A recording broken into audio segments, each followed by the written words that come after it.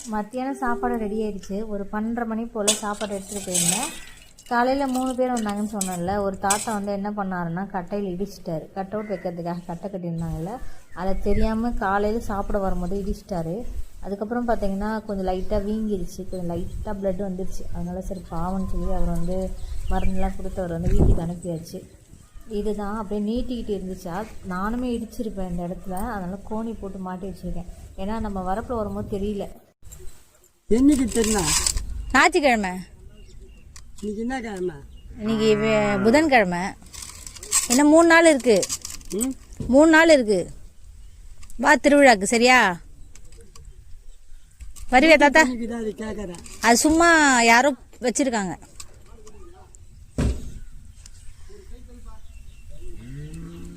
Start ஆயிடுச்சு.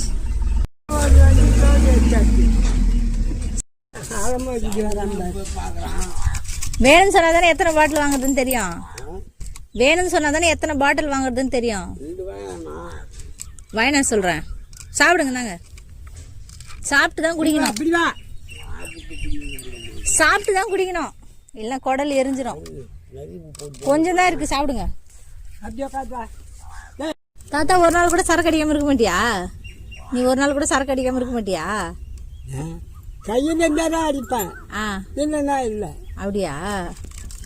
ஆனா டெய்லியும் குடிச்சா அது பழக்கம் வந்துருமா? குடிக்கணும்னு தோணுமா? எவ்வளோ ஒரு பாட்டில்? 150. 150? 150 ரூபா.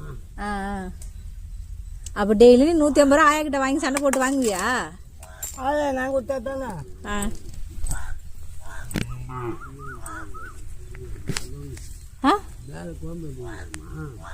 மீன் வரும்னு பார்த்தேன், மீன் வரல. அதனால கார குழம்பு வச்சு வந்துட்டேன்.